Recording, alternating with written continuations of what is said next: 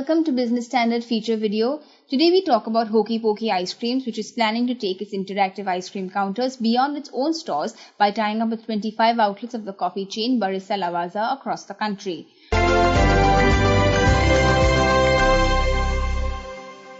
The Mumbai-based chain of ice cream parlours was one of the first to not just pound and mix ice creams with various toppings such as Oreos and gulab jamuns, but do it with a flourish on a frozen stone slab. When it eventually extends to Delhi and Kolkata, customers will get to mix their ice creams with halwa and shondesh as well. Its model has already been replicated by local and national players.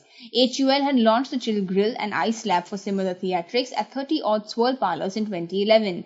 HUL, of course, had seen a slowdown in its ice cream business last year. However, Hokey Pokey's parent Drums Food International has drawn up a picture-perfect plan despite a smaller footprint compared to other ice cream parlours. Rohan Mirchandani, CEO of Hokey Pokey Ice Cream, says, "Initially, we did not have a clear vision in place. We had other parallel commitments and faced challenges early on as a result." The company was founded by Mirchandani and Milap Shah along with chef K. Ganesh. The latter two remain as sounding boards for Mirchandani. Hokey Pokey needed to get into different verticals. While its parlours provided the brand experience, for scale it had to distribute its boxed products in FMCG retail channels. The brand is slated to hit modern trade in Mumbai by July on a pilot. The expansion plans come on the heels of a thorough shake-up by Mirchandani on his return from the US to shake up his startup. "When we were not around, we had problems with the user experience, training the staff, and even production. However, one thing that the brand came to be associated with was the display antics on a stone slab. The ice cream flavors, which had 16% milk fat, were further fine-tuned.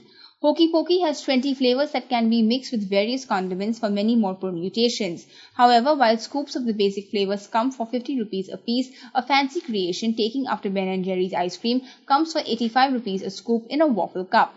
The plain scoop pricing puts it in the range of Baskin-Robbins, while its tubs will cost 200 to 300 rupees for half a litre, distinctly higher than volume players like Amul, which prices its ice cream at 100 rupees and above.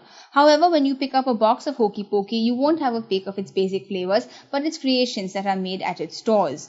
Mirchandani says the brand's sole focus on the stone is what sets it apart. While the constituents are imperative to withstand pounding on the stone, the brand also has to overcome the unfamiliarity of customers with made-to-order assembly. So, Hokey Pokey has set creations to familiarize customers with the possibilities and, most importantly, not intimidate them on their first visit. Store staff are trained to nudge first-timers to try ready creations rather than decide what goes on the stone.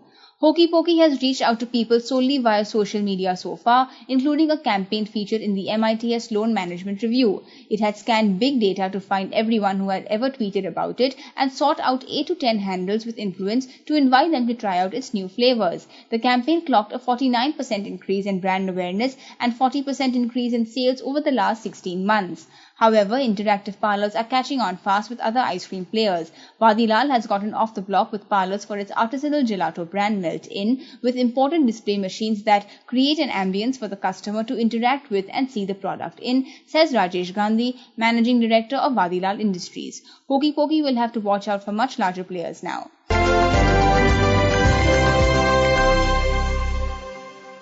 That's all for now. Thank you.